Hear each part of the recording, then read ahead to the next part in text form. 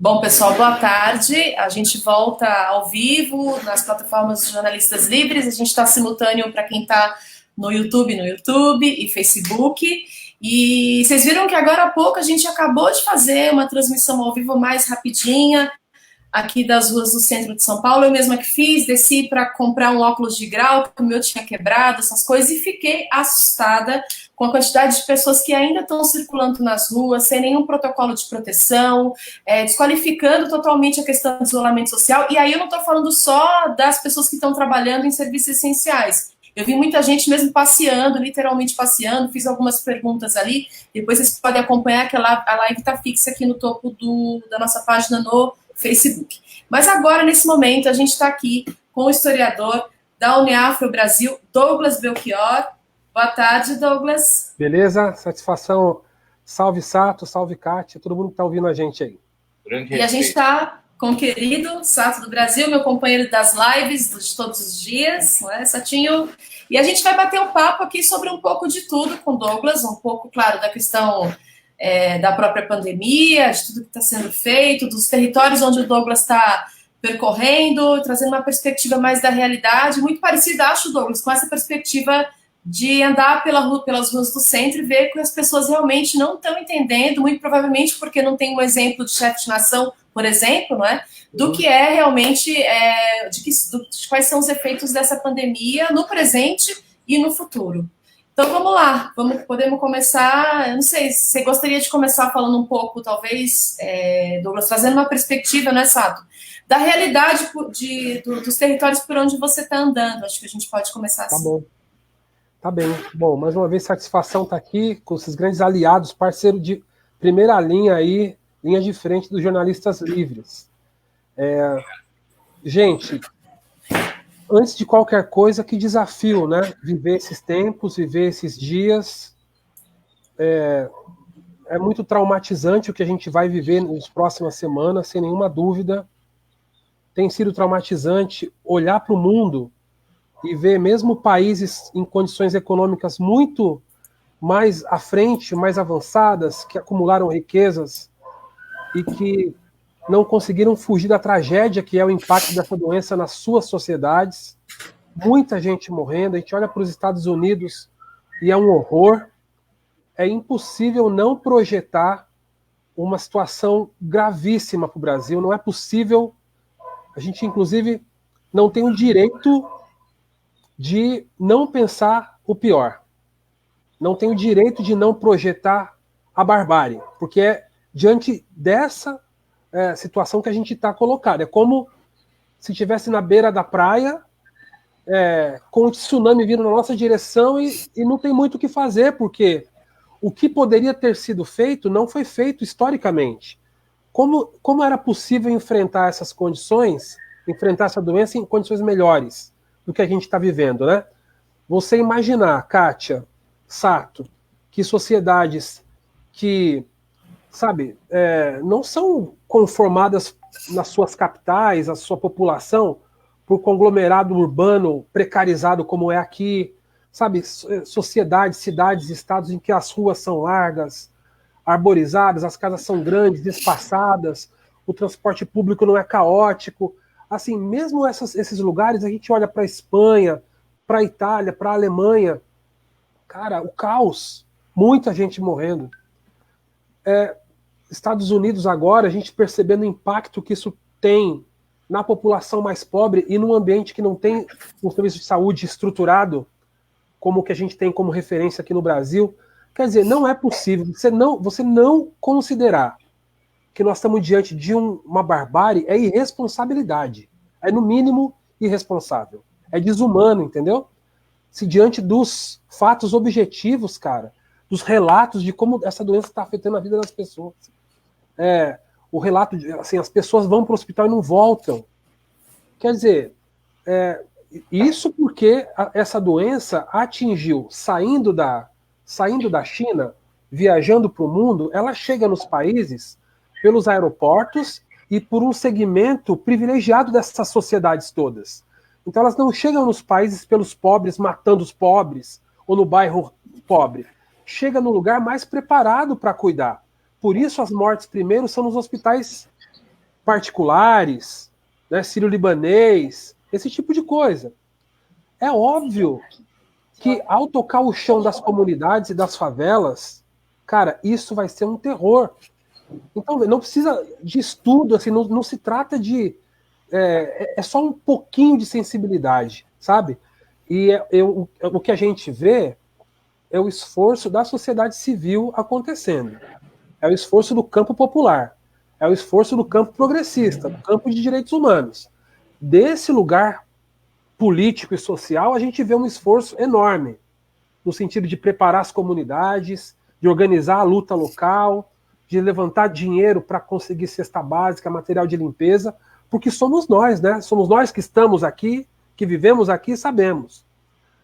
Por parte do Estado e dos governos, as iniciativas são mínimas, são pequenas, são insuficientes. E a gente tem que dar conta de garantir o socorro imediato, a sobrevivência, num momento que a gente não pode circular, eu não posso chamar a galera para ir lá socorrer, é um contexto completamente diferente, novo, desconhecido, e nós temos que dar conta da emergência do agora, da nossa vida, de garantir a própria saúde, da família, dos colegas do movimento, da comunidade, e, ao mesmo tempo, tensionar o governo, pressionar esses filhos da puta que não colocam a serviço do povo essa estrutura que o Estado tem, esse dinheiro que o governo dos Estados tem. Não se trata agora de falta de grana, coisíssima nenhuma. É vontade política. Né? E o quadro é tão trágico, tão terrível, que posturas de facínoras conhecidos, como é o caso do Dória, aqui em São Paulo, parecer razoável diante do que faz o Bolsonaro. Agora, o Dória aqui em São Paulo também não faz o que deve ser feito, não investe o que deveria ser investido e não promove a política que poderia ser feita. Né? Enfim, e assim é nas prefeituras. As prefeituras têm, Kátia e Sato, uma responsabilidade ainda maior, porque são as prefeituras que estão perto do povo, certo? Então eu moro aqui bem na divisa de Itaim Paulista com Poá, extremo leste. Não tem hospital de campanha sendo organizado aqui. Sabe? Cadê o Itaquerão? Tinha que ser um hospital de campanha. Entendeu? Tem um monte de lugar amplo aqui na quebrada que podia ser. Não tem. A gente vai depender de hospitais limitadíssimos. Aqui em Poá, que eu frequento mais Poá do que Itaim Paulista, porque eu estou mais perto na divisa do centro da cidade, é um hospital público para 120 mil habitantes. Não dá conta, impossível. Tem um posto de saúde a cada 2, 3 bairros. Impossível. Se esse negócio chegar aqui na tubulação, onde eu moro, a Vela da Tubulação, Quêmel 2, e arrasar quarteirão aqui, porque as casas estão ocupadas por 4, 5 pessoas, 7 pessoas em 1, 2 cômodos, e todo mundo ficar doente ao mesmo tempo, que é isso que acontece no mundo inteiro, por que não vai acontecer aqui? Como é que nós vamos cuidar dessas pessoas, cara? Tá entendendo? Então é muito, muito, muito grave e não tem uma resposta proporcional do Estado, dos governos. Não tem.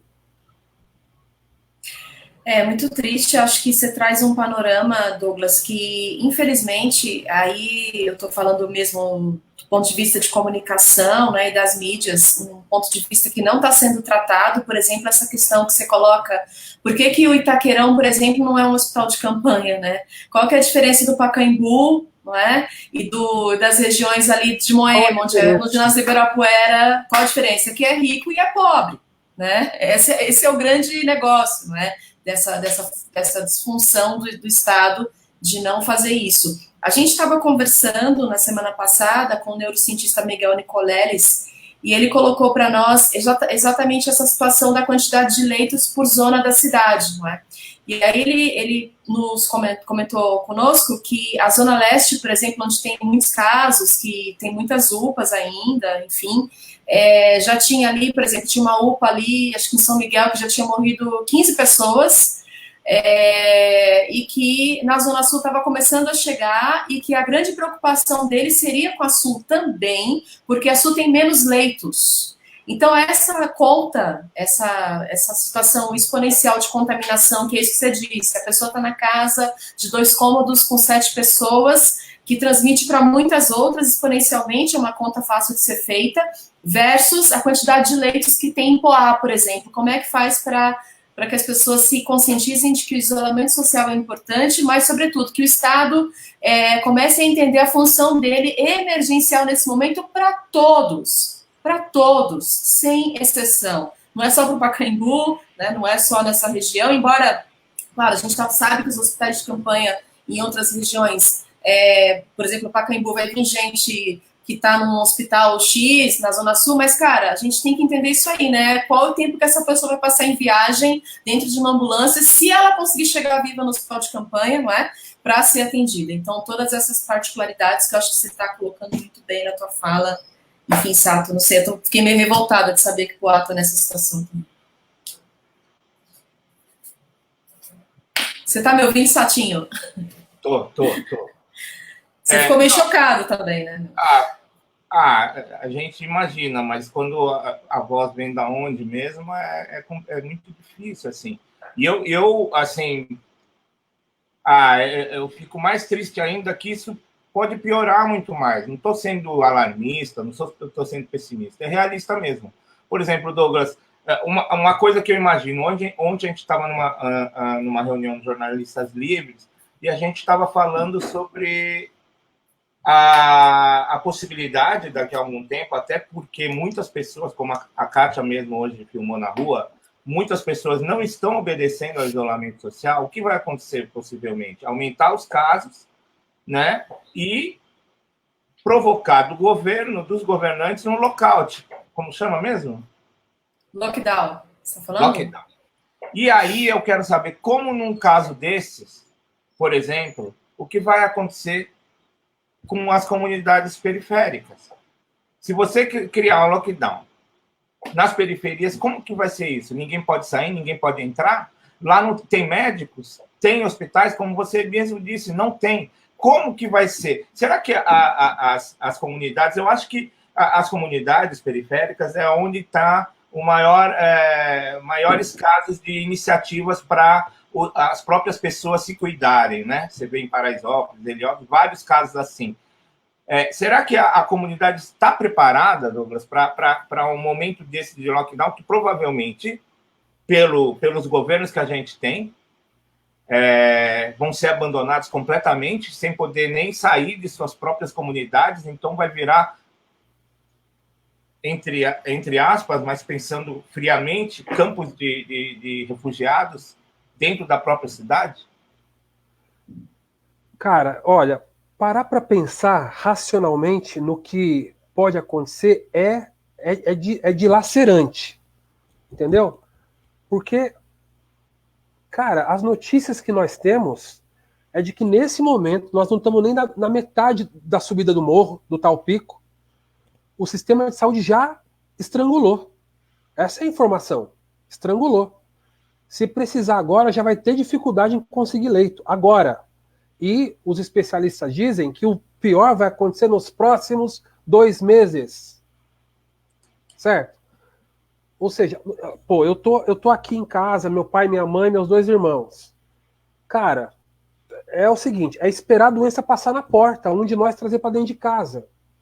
O que é inevitável, porque nós sabemos qual é a lógica. A lógica é retardar, e eu tô aqui acreditando e me somando a orientação da ciência, certo? Não é um achismo meu, então eu vou repetir o que eu tenho ouvido nos meios de comunicação sérios, de que o isolamento social é a grande ferramenta de retardamento da proliferação do vírus, porque é muito difícil não se contaminar com o vírus, muitos se contaminarão, alguns serão graves, e o sistema de saúde tem que ser possível comportar esses 5%, vamos arredondar assim, que serão pacientes gravíssimos que precisarão de leitos. Então, a nossa contribuição qual é? É não circular para que a proliferação seja mais lenta, e ao ser mais lenta, o sistema de saúde conseguiria atender mais e melhor. Eu estou de pleno acordo com essa lógica. Agora, não circular pressupõe condições para isso. Certo? Certo. Então vamos lá. eu tô em casa, eu não sei se você mora sozinho, com a sua família, eu vou te falar aqui de mim, né? Tanto na casa onde moram meus filhos, como aqui. O orçamento mudou do mercado essa semana passada? Como é que tá? Nossa. Cara, uma casa, Triplicou. aonde eu moro hoje, eu passava a semana inteira fora. Meus 2 irmãos também, ficava meu pai e minha mãe aqui, e o orçamento semanal para comida era isso aqui, ó. Com todo mundo em casa, meu irmão, triplica. Opa. Na casa dos meus filhos, mesma coisa. Quer dizer, o orçamento é outro. Tem que ter grana para comprar comida. A gente fala assim, Gastos de água. não, conta de água, luz. Eu tô falando aqui da realidade de famílias minimamente estruturadas que podem se dar ao luxo de, como eu, trabalhar da minha casa. Isso aqui é uma raridade, aqui é onde eu moro. Sou privilegiado. A minha irmã estava atravessando a cidade da semana passada, porque a creche dela não tinha parado. Certo? Então, veja, eu não estou falando das famílias miseráveis, que é com quem eu estou mais preocupado, e é uma contingente enorme. Mesmo nós, segura quanto tempo isso aqui, cara? Certo? Assim, gastando 4 vezes mais no mercado por algum tempo. Aí você imagine situações mais precárias que essa. Pessoas que estão agora na fila da Caixa Econômica, eu fui lá agora cedo, pelo centro, 2 voltas no quarteirão do centro da cidade, sei lá, 2.000 pessoas na fila da Caixa Federal, em busca, muitos deles ali não estão indo para receber os R$600, estão indo para pegar informação de como é que faz para receber.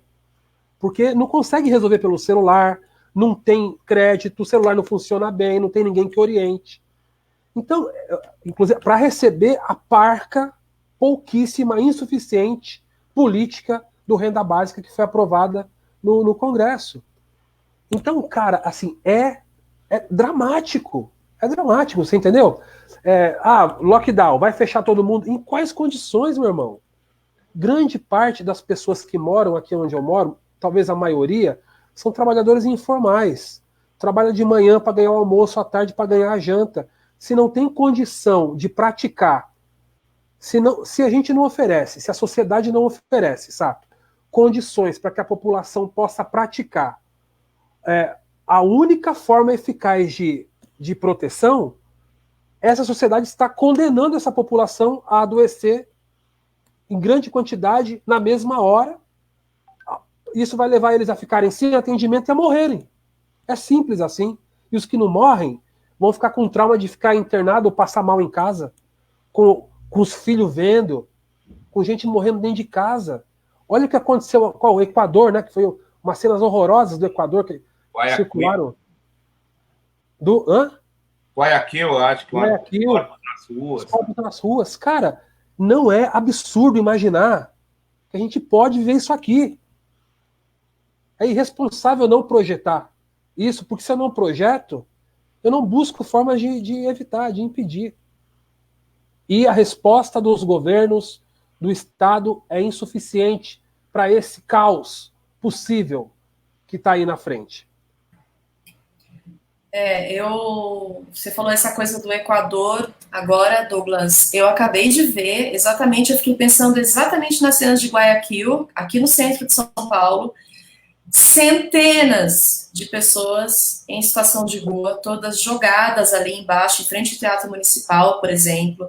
Do outro lado, para quem conhece aqui o centro, ali perto da Avenida São Luís, perto do edifício Copan, mas outras centenas de pessoas em população de rua que muito provavelmente, aí eu vou fazer... vou pegar um pouco da tua fala, quando você diz assim, a gente não pode se dar o direito de não pensar que amanhã vai acontecer o pior. Porque amanhã vai acontecer o pior se as pessoas continuarem, por exemplo, nessas condições em que estão, a exemplo do que aconteceu no Equador. Então, esse teu depoimento é muito chocante, mas é muito real do ponto de vista de quem está jogado, de quem está à mercê de um Estado que não está fazendo absolutamente nada. Nada. Porque se a gente disser que ele está fazendo alguma coisa, se está fazendo é a obrigação, está na sua obrigação de fazer, porque tem poder e o dinheiro está lá, né? Não tem como a gente justificar aqui a falta de recursos, pelo menos a gente podendo falar do Estado de São Paulo, você sabe, não existe essa possibilidade de não ter recurso para atender todas as regiões.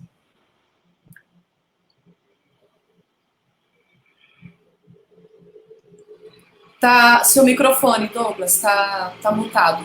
Tira o mute. Sim, sim.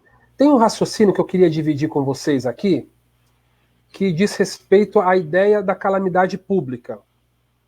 Eu acho que, não sei se já fez 2 meses, 1 mês e meio, 1 mês, mas eu sei que agora, há algumas semanas, foi decretada a calamidade pública por conta da pandemia, certo? O Congresso Nacional, a Câmara dos Deputados, corretamente aprovou a calamidade pública, o Senado também. E ao aprovar a calamidade pública, qual é a lógica da ideia de calamidade pública do ponto de vista da ação do Estado? Ela coloca condições para uma atuação do Estado de acordo com a conjuntura, com a necessidade, para que ela possa atuar, inclusive fora das regras instituídas. Por exemplo, a PEC 95, aquela que congela investimento social por 20 anos, ela deixa de ter efeito enquanto dura a calamidade pública, certo? Bom, calamidade pública por quê? Porque nós estamos vivendo uma pandemia, é uma doença extremamente grave, letal, de fácil contaminação, então o Estado não pode economizar esforços para enfrentar essa calamidade que vai afetar a todos. É o papel do Estado. Parabéns, concordo com isso. Agora vamos lá. Eu vou ler alguns dados para vocês aqui. Deixa eu ver se eu até separei aqui para ler. Ó, estamos falando de um problema sanitário, uma questão que envolve todos os setores, mas em especial saúde pública, certo? A gente tem movimentos históricos que lutam pelo direito à saúde pública. Não é uma novidade movimentos cobrarem mais investimento, o movimento dos trabalhadores, dos servidores da saúde cobrarem mais condições, mais equipamentos, melhores salários. Nós somos desse campo que luta por mais direitos. Qual é a resposta que nós temos frente a essa luta por mais direitos? O Estado e os governos, inclusive esses que estão gerenciando a crise agora, sucateando o serviço público, sucateando o SUS, destruindo o SUS, tirando dinheiro do SUS, mandando o médico cubano embora, deixando um monte de cidades sem médico. Essa é a contrapartida do Estado e dos governos frente à demanda histórica dos movimentos que diz, olha, saúde pública é importante. O Estado tem um papel fundamental, tem que ter um posto de saúde em cada bairro, tem que ter um hospital público. Nós temos o SUS, que é um sistema elogiado no mundo inteiro. Muitos países avançados não têm uma ideia de saúde pública como a que a gente tem com o SUS. Então, veja, esse é o pano de fundo, certo? Mas vamos lá. Vamos lá. A grande maioria dos usuários do Sistema Único de Saúde, do SUS, 76% dos atendimentos e 81% das internações no SUS são de usuários negras e negros. O que isso significa? Que se não tem SUS, negros não são atendidos. O único atendimento possível, saúde pública, para a maioria esmagadora do povo brasileiro, é o SUS. E já estava muito ruim. A gente sabe como isso funciona. Precisa de um exame, de uma consulta especializada. Demora quanto tempo para conseguir uma consulta? Um exame? Né? Nós sofremos com isso, onde a gente mora, nosso pai, nossa mãe, todo mundo que depende de serviço público. Negras e negros morrem 3 vezes mais por tuberculose. O número de consultas pré-natal é menor e a taxa de peregrinação em maternidades é maior para as mulheres negras. O risco de morte antes dos 5 anos de idade por causas de infecções ou parasitárias é 60% maior em crianças negras. O risco de morte por desnutrição é 90% maior em crianças negras. A taxa de mortalidade por AIDS, por exemplo, é o dobro entre mulheres e homens, para homens e mulheres negras. Então eu pergunto para vocês, isso aqui não justifica calamidade pública, esses números que eu dei? Por que a gente precisa esperar que uma enfermidade grave atinja um determinado setor da sociedade para que a gente eleja esse problema como problema de calamidade pública e não o problema cotidiano que atinge os pobres, esse motivo para a calamidade pública? Claro. Percebe? Cara, esse momento é revelador da desgraça brasileira, da tragédia brasileira. Quando você vê o vídeo da campanha do Bolsonaro, o Brasil não pode parar, e você vê aquelas cenas do vídeo, todo mundo aqui deve ter acompanhado, quem não acompanha, procure, campanha não pode parar, governo federal, coloca no Google e vai encontrar o videozinho. As cenas daquele vídeo são iguaizinhas às cenas do Bolsonaro caminhando por Brasília, parando na farmácia, parando no carrinho de cachorro-quente ou de churrasquinho. Quem é que não pode parar, cara pálida? E por que não pode parar? Que Brasil é esse que não pode parar? Quem são essas pessoas que não podem parar? O que significa uma campanha que diz Brasil não pode parar? Não pode parar de produzir, não pode parar de produzir o lucro. Para produzir o lucro, você tem que ter o operário, tem que ter o trabalhador, tem que ter o explorado para gerar o lucro. Então esse trabalhador não pode parar, porque senão você para a máquina da economia mundial, que é uma economia dirigida para os ricos, para dar lucro. E é esse povo, Kátia, exatamente esse mesmo povo que o videozinho diz que não pode parar, que o Bolsonaro cumprimenta na rua quando vai e fura o isolamento, é esse mesmo povo que está na rua aí no centro de São Paulo, que você viu agora há pouco, largado, jogado às traças para morrer. Então é uma lógica de ódio contra os pobres, de ódio contra os negros, é uma lógica escravagista, absolutamente escravagista. E que eu vou parar de falar, mas isso me provoca, me dá muita raiva, muito ódio.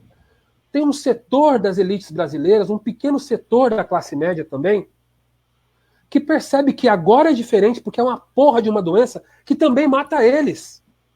Também mata o patriarca rico, a matriarca rica, também mata seus filhos nos bons hospitais. Tá matando, começou por lá. Exato. Então existe uma certa, em alguma dimensão, em algum lugar aí, no espectro da sociabilidade brasileira, existe uma certa sensibilidade para a pauta que justifica, inclusive, esses setores a fazerem a campanha pelo isolamento, por exemplo, apoiar a política do renda básica emergencial no Congresso, porque sabem que a desgraça vai ser muito pior para eles, afeta eles, se não tiver uma política que faça zerar a doença, entendeu? Ou controlar. E para controlar, não adianta controlar só a casa dos ricos, o bairro dos ricos. Se Paraisópolis pegar fogo, não tem como eles não serem atingidos, porque eles são vizinhos do Morumbi rico. Entendeu? E é uma doença, meu irmão, que fica... Aonde eu passo, eu deixo ela ali no ferro da estação de trem. Então, se não tem um empenho, então certa parcela, uma parcela da elite brasileira, que não é burra, quer preservar a própria vida, ainda fala, não podemos ir por aqui. Por exemplo, o Dória, entendeu? Oportunista pra cacete e esse setor. Agora, tem uma outra parcela que a ignorância, a estupidez, o desumanismo é tão profundo que beira a doença mental, e não tem outra explicação para isso, é patológico mesmo, que é representada na existência do Bolsonaro, e que é irresponsável nesse nível, né? Então, veja, eu só estou aqui pintando um quadro que eu enxergo, não sei se eu estou certo, eu não sei, entendeu? Eu estou falando do que eu sinto, do que eu vivo, do trabalho que a gente está fazendo, porque o que a gente vê, esforços que a gente vê, são essas muitas campanhas que tem de solidariedade nas redes, buscando grana para entregar a cesta básica. Quem está indo de porta em porta, enfrentando a pandemia, são pobres, ativistas, militantes. Então esse setor está fazendo algo que o Estado poderia fazer com muitos mais recursos. Uma prefeitura de cidade pequena, com 100 mil habitantes, 150, 200 mil habitantes, isso podia ser uma campanha assim. Você não ouve um carro passando na rua falando do problema. Você não percebe uma mobilização numa cidade pequena, no centro. Pelo amor de Deus, cara, prefeitura de cidade pequena, bota equipes A cidade tem dois lados. Eu vou dar um exemplo de Poá, que é a cidade que eu vivi a vida inteira. Estou aqui na casa dos meus pais, em Poá. Então, assim, a cidade é cortada por uma avenida. Tem o lado de cima e o lado de baixo. Sabe? Aí você tem a estação de trem. Se você monta dois núcleos de informação, de campanha permanente dos dois lados da estação de trem, você fecha a cidade. Todo mundo chega por ali. Tem 3, 4 vias por onde entram os carros. Se tem compromisso do governo, isso vira um assunto que, assim, constrange as pessoas de ficar circulando, sabe? Isso é possível. Agora, grande parte das prefeituras já são governadas por políticos alinhados ao pensamento ultraconservador, desacreditam na orientação científica. A postura do presidente de uma parte dos governos é irresponsável. Então você tem governo, o cara vê a notícia aqui em São Paulo de que Santa Catarina está abrindo, de que Rio Grande do Sul está abrindo, que não sei qual estado está abrindo, meu irmão. Eu preciso ganhar meu pão, não tem dinheiro para pagar minha conta. Como é que vai funcionar a quarentena?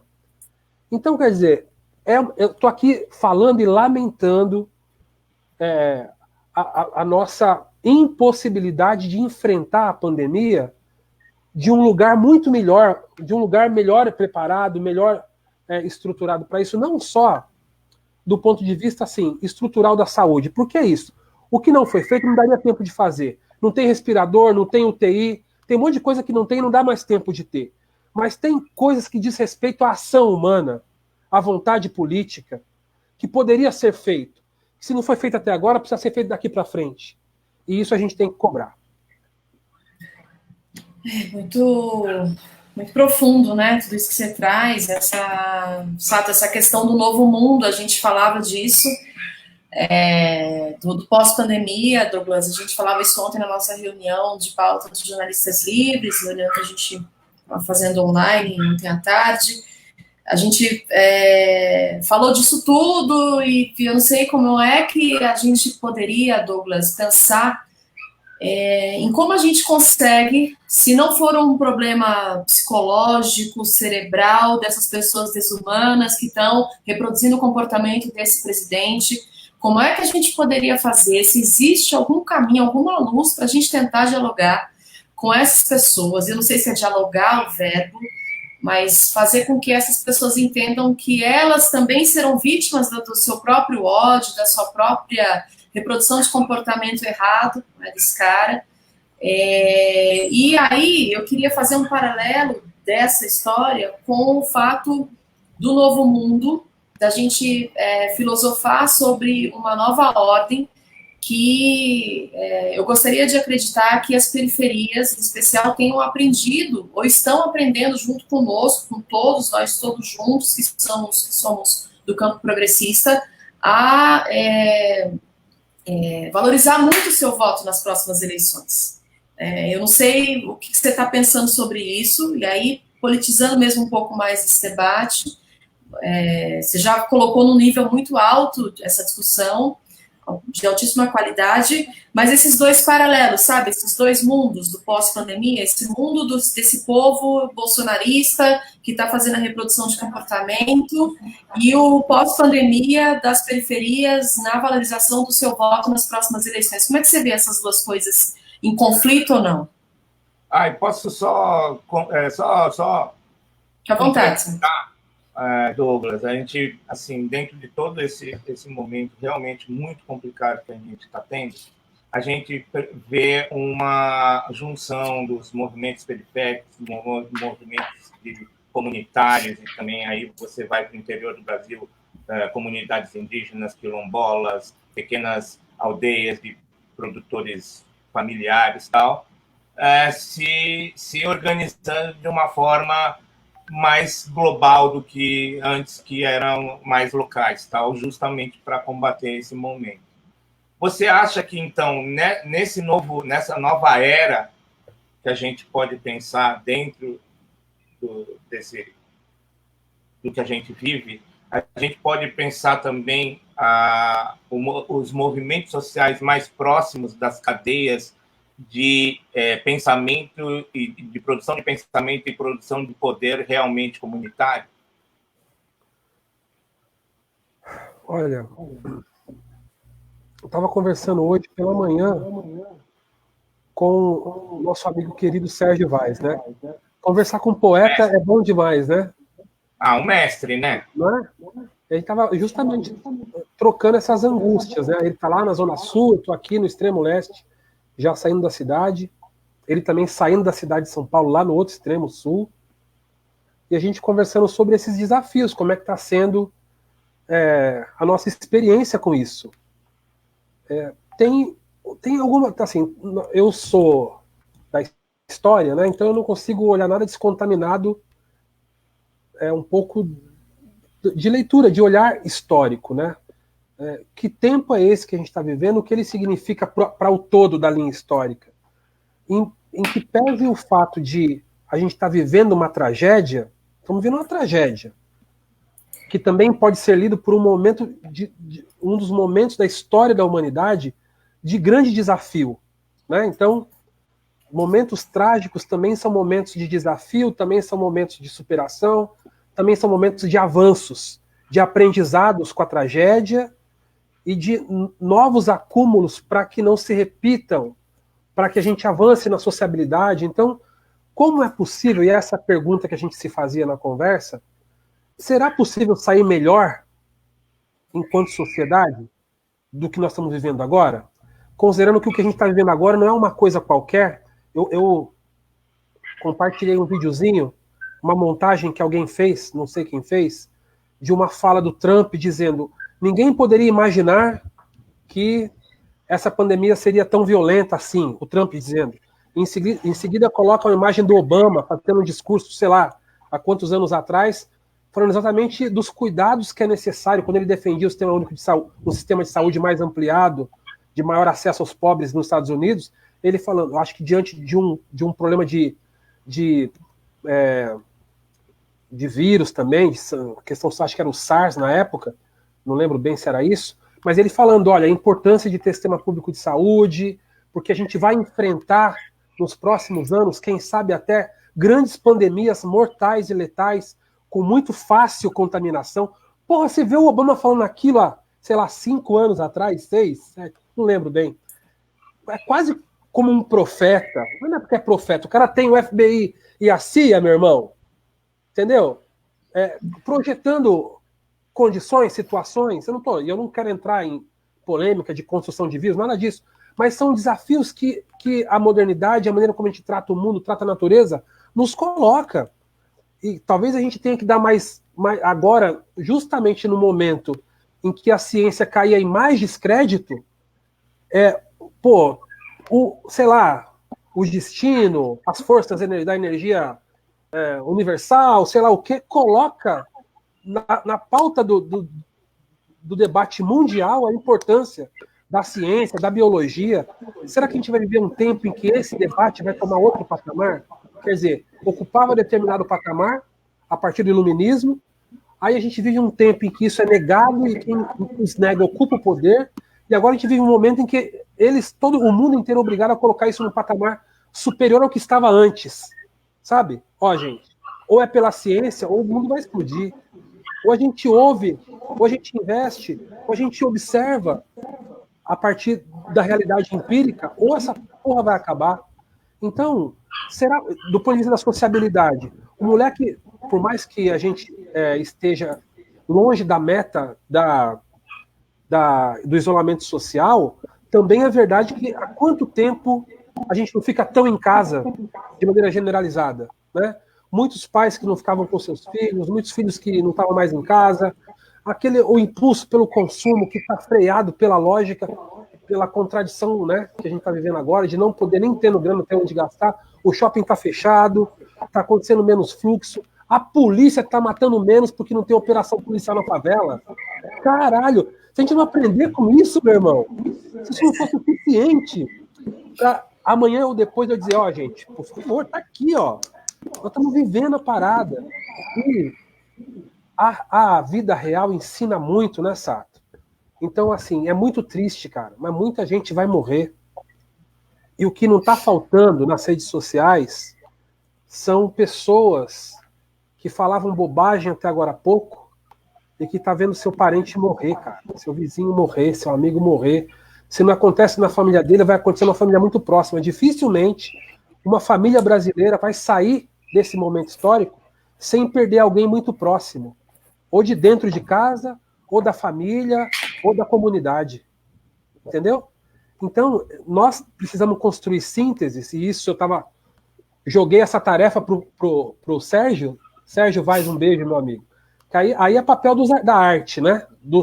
Isso aí é o papel dos gênios, dos artistas, dos músicos, dos poetas, dos escritores. Aí eu não sou dessa área. Como é que você sintetiza em arte esse momento para que a gente aprenda com ele, né? O Sérgio me falou uma coisa tão bonita. Chamem o Sérgio para conversar. Chamem o Sérgio para conversar, gente.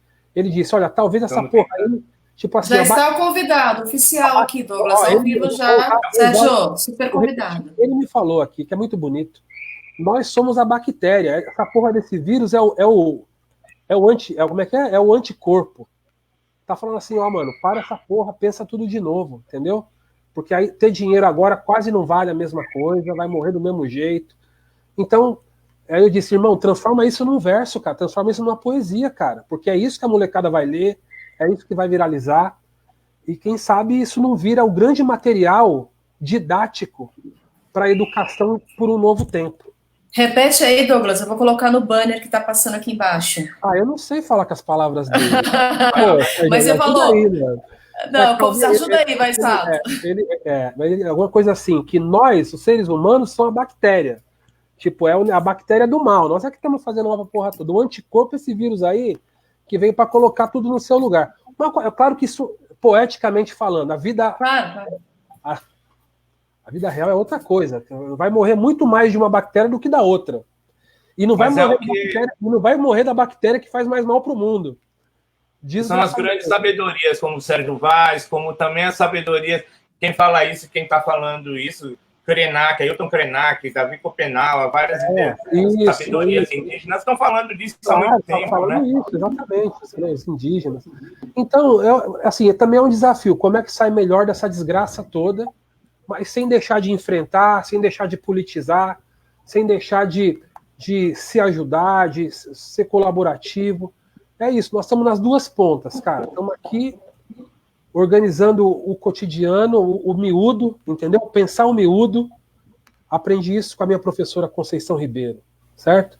Minha professora preta aqui, da Zona Leste de São Paulo, que ela dizia assim, ó, a gente se conhece há muitos anos, eu era um jovem militante, andava de camiseta vermelha, com a cara do Che Guevara, de boininha de lado, de aquela bolsa capanga, e ela dizia assim, ó, negão, você é de esquerda, é isso mesmo, nós tudo somos, mas você é preto.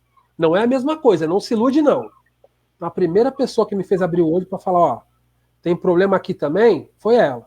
E ela também dizia, olha, não importa que eu sou uma mulher preta, pobre aqui, da cidade de Kemmel, do Maria Aparecida aqui, não importa.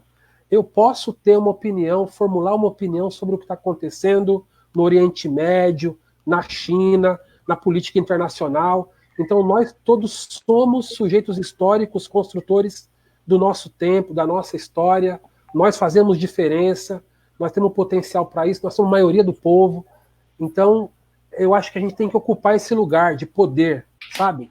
De quem, assim, se tem alguma coisa boa para acontecer, meu irmão, virá de nós. E mesmo nesse momento tão difícil. Quero aproveitar, Douglas, para falar então um pouco dessas coisas que vêm de nós, que vêm das periferias, que vêm da ação organizada dos movimentos e tal, para a gente falar um pouquinho, você contar um pouquinho para a gente das redes de solidariedade, da Uneafro, da Coalizão Negra por Direitos, enfim, dessas ações que estão aí fazendo toda a diferença, né, e cumprindo uma função social que sempre existiu na quebrada, que o povo sempre se ajudou, sempre teve aí, mas agora muito mais. Enfim, conta para nós como é que vocês estão fazendo e o que tem de novo nisso, para ajudar a galera que está aí, né, em casa igual você, enfim, ou que está tendo que sair, não tem a grana, enfim. Sim, a Uneafro é uma rede de educação popular, né, que se organiza em comunidades já há 11 anos. Acabou de fazer 11 anos, no dia 5 de março. Todo mês de março a gente faz um encontro bonito, reunindo 2.000 estudantes e tal. Normalmente a gente faz na USP, como um espaço muito simbólico da luta nossa por acesso à universidade, né? Infelizmente, esse ano a gente não conseguiu fazer por conta de tudo que está acontecendo. Nossos núcleos de educação popular não estão funcionando nos bairros. Nós estamos em 32 bairros em São Paulo, Grande São Paulo, interior, Baixada e também na Baixada Fluminense, no Rio de Janeiro. Mas esses núcleos de educação reúnem militantes locais, ativistas dos territórios. E esses ativistas, então, têm organizado os núcleos de resistência, de enfrentamento à pandemia, de apoio às famílias afetadas por tudo o que está acontecendo. E aí já faz um mês que a gente está em campanha permanente, ajudando de dentro da nossa rede, aqueles de dentro, né, do círculo de militância da Uneafro, que estão desempregados, que perderam seus trabalhos informais agora e tudo mais, com ajuda de custo, com cesta básica, e em seguida, no segundo momento, já faz um mês fazendo isso também, identificando nessas comunidades onde a gente está, né, que tem um trabalho permanente, famílias em situação muito precária, abaixo da linha da pobreza, e também levantando recursos para oferecer ajuda, cesta básica, kits de higiene. Já levantamos, nós estamos a R$14 mil de atingir a nossa meta da segunda fase da campanha, de R$270 mil, já atendemos quase 2.000 famílias com esses recursos que nós levantamos, além do dinheiro levantado na internet, pela vaquinha da internet. Eu vou deixar o link aqui para todo mundo acessar, mas está nas nossas redes, @UneafroBrasil. Tem também algumas doações de empresas, doações de pessoas físicas, a parte da vaquinha. Então a gente já conseguiu ajudar cerca de 2.000 famílias. Vocês sabem que esse problema não vai passar amanhã, não está indo embora. Não é o que o Bolsonaro falou ontem, né? A questão do vírus está indo embora. Não, meu irmão, não está indo embora. Nem chegou ainda. A pior fase a gente vai viver ainda. Então essa ajuda ela não é pontual, ela tem que ser continuada. Então nós vamos ajudar esse mês, tem que ajudar mês que vem, tem que ajudar o outro mês. Até que a vida volte a uma certa normalidade, né? A fome é todo dia, a necessidade é todo dia. Então a gente encerra essa fase e já começa uma terceira fase.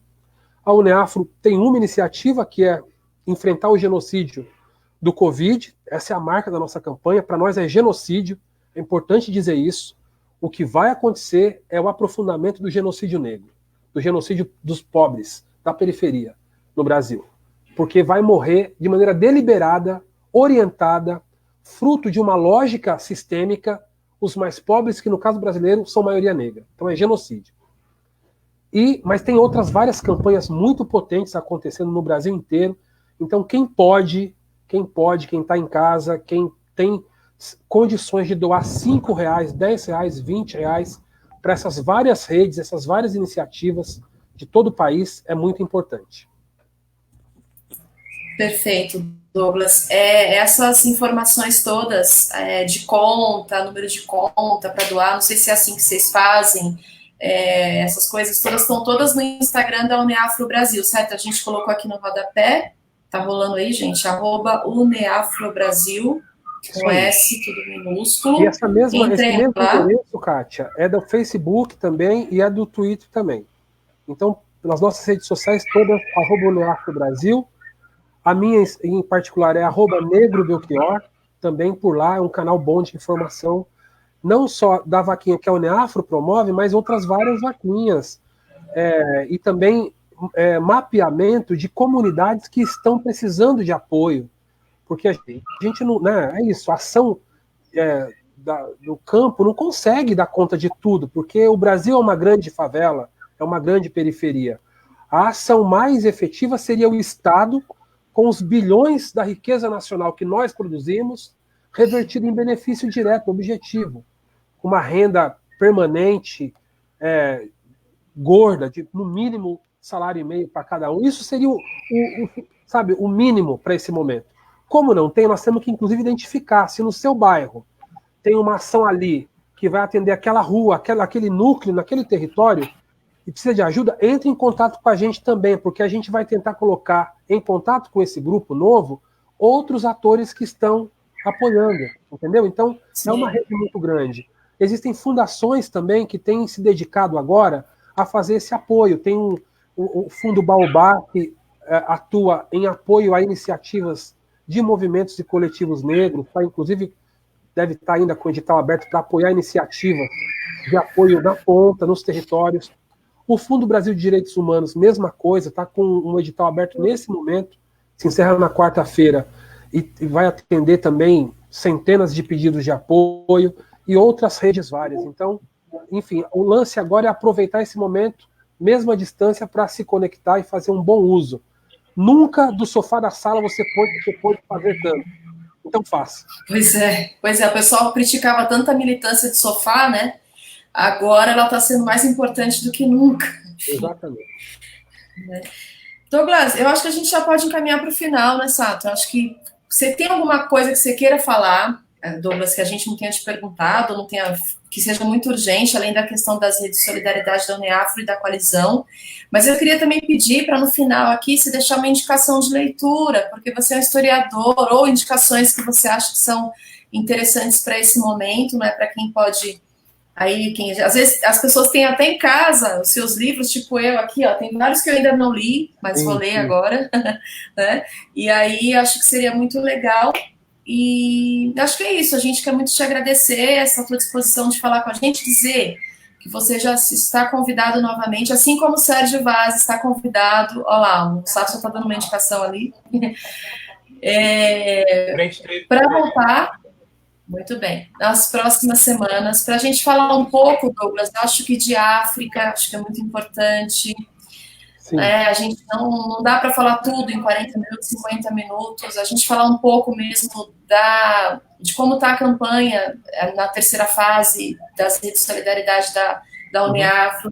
Falar um pouco mais das periferias, porque a gente sabe que a explosão vai acontecer nas próximas semanas. Tem vários comentários aqui dizendo que não tem fiscalização, que os bares estão abertos, que as pessoas estão nas ruas, nas periferias, mas tem uma questão muito relativa, né, sobre tudo que você já falou no começo do nosso papo, disso. Tem alguns aprofundamentos que talvez seja necessário que a gente faça nas próximas semanas. Então, já estou te convidando, já estamos, né, Sato, convidando você novamente para estar conosco aqui nas próximas semanas. E te agradecer muito, tá, pela luta, por tudo que você sempre fez e sempre caminhou do nosso lado, é uma honra para a gente. Aí eu que agradeço. Fala aí. Porque a gente sempre se encontra na rua, é um prazer imenso, assim, estar próximo a você, sempre te encontrar. Se eu te encontro, se encontro o Sérgio Vaz, se encontro essas pessoas, é que eu estou no lugar certo, tá? Tá até meio emocionado, mas mano, estamos juntos, tudo que precisar, Jornalistas Livres, que é o canal que a gente está aqui, está aberto para tudo que vocês precisarem. E é um puta respeito, eu tenho um puta respeito com você. É um prazer imenso estar com você aqui. Espero daqui a pouco estar na rua, te encontrando nas frentes e nos lugares que a gente sempre se encontra para tentar fazer que as coisas sejam mais justas. Né? É isso aí. E quem sabe, no próximo período, o Congresso Nacional não tem a honra de ter você lá, habitando aquele território necessário. Eu que agradeço muito. Você sabe que eu não posso dizer que sou, porque não sou, né? Mas já fui jornalista livre, hein? Eu sei, né? Eu sei que você foi. Eu tenho a honra de estar na fotinha do dia da inauguração, assim, do momento número 0. E é uma honra para mim ter visto nascer. Na época eu tinha um blog, né? Primeiro era um blog independente, depois ele ficou na Carta Capital há alguns anos, eu era muito mais ativo, consegui escrever, era um negócio que eu falo, porra, como é que eu fazia isso, né? Não consigo mais. E aí eu participei bastante, eu sou muito fã, assim, desde o primeiro momento, e vocês sempre foram muito aliados, muito firmeza, assim, não tem nada que a gente faça na Uneafro, no Movimento Negro, que quando a gente vai falar, tá, mas e aí, temos que noticiar, tá ali, nas primeiras linhas sempre vem Jornalistas Livres, com a certeza de que a gente vai encontrar em vocês esse apoio, essa solidariedade. Então é um sentimento muito capilar entre nós aqui. Assim, o Jornalistas Livres é uma presença permanente nos nossos trabalhos na Uneafro, nas nossas ações. Saibam disso. Vocês fazem muito importante, muito poderoso, demais, assim, mesmo. Viu? Então, é uma honra. Muito obrigado. Você vai fazer a preta e o Japa chorar aqui. Você para com isso. Muito carinho. Tá bom, eu estou aqui, eu tinha aqui um monte de livros, mas eu mandei para a biblioteca comunitária aqui embaixo. A gente tem uma biblioteca comunitária aqui na cidade de Kemmel, que é bem do lado do terminal rodoviário. Quem não conhece, venha conhecer, na Kemmelladas 416, de frente para o terminal rodoviário do Kemmel. É um salão que a Uneafro tem, que é um centro de defesa de humanos. E lá tem uma biblioteca comunitária enorme. Meus livros foram quase todos para lá, mas tem alguns que você não quer deixar de ter, né, na sua casa. É um negócio meio egoísta, assim, né? Isso aqui não vai sair da minha casa. Então tem alguns aqui, e eu vou mostrar uns 2, então, já que vocês pediram. Epa. Eu vou mostrar um que é... Ó, esse livro aqui, quem já ouviu Milton Barbosa falar, Milton Barbosa, MNU, ele sempre repete algumas coisas sempre, assim, que é bom que repita, porque a gente é ruim de guardar coisa que importa, né? Então, é o seguinte, ó. Léo Huberman, A História da Riqueza do Homem. É clássico, necessaríssimo, certo? E a gente, com esse, inspirado por esse aqui, a gente pode escrever a história da riqueza da elite brasileira. Nós vamos parar lá na escravidão, com certeza. Ou você pode escrever também, inspirado nesse livro, a história da riqueza dos mais ricos da sua cidade, do seu bairro. Vai atrás, meu irmão, vai atrás. Só que tem a ver com reparação histórica, né? Então, Léo Huberman, História da Riqueza do Homem, é um livrinho bem velhinho que eu tenho aqui. Certamente eu roubei de alguém, mas é isso. A vida é feita também dessas coisas. Aqui, ó, biografia do Mandela, certo? Não se compara a nossa prisão de hoje com a dele. Dá para aprender bastante com ele. Ah, meu Deus. Cara, isso daqui é clássico, hein? Ó, Negras Raízes, Alex Haley. A saga de uma família de pessoas escravizadas nos Estados Unidos também. Super foda. Tá bom, né? Tem aqui, ó. Esse aqui, ó. Bonitinho também, ó. Ixi, meu Deus. Trabalho de base. Ranulfo Peloso. Lindo esse livrinho aqui, gente. Uso para os cursinhos a vida inteira. Tá bom, né? Eu posso passar 2 horas aqui. Por mim, você poderia. Já é com você, mas você tem que trabalhar também. Tem que trabalhar. Mais e mais. Querido, muito obrigada pela tua presença. É uma honra de novo, quero reafirmar, para a gente estar caminhando do teu lado. Quando a gente caminha com você, a gente fica muito mais forte. Gente, eu tenho que mostrar um livro aqui, que senão eu vou apanhar. Mostra. 3 livros de 3 homens, não dá não. Mostra. Então, ó, por favor, né, ó. Maravilhoso. Esse daqui eu vou dar de presente para uma pessoa, ele tá embaladinho, ó, da Bianca Santana. Espera aí, que eu vou deixar. Aqui, ó. Muito bonito, muito pedagógico, didático, lindinho esse livro. Vale a pena ter, da Bianca Santana, Quando Me Descobri Negra. Certo? Acho que certo, acho que tudo certo, tudo lindo e maravilhoso nesse papo, muito, muito revelador pra gente, né? Essas realidades que você traz. Te agradecer de novo e ver aí quando você pode falar com a gente na próxima semana, tá bem? Tá bom. Obrigado, gente. Obrigada. Valeu, um abraço. Parabéns pelo trabalho, tamo junto. Valeu. Tamo mesmo.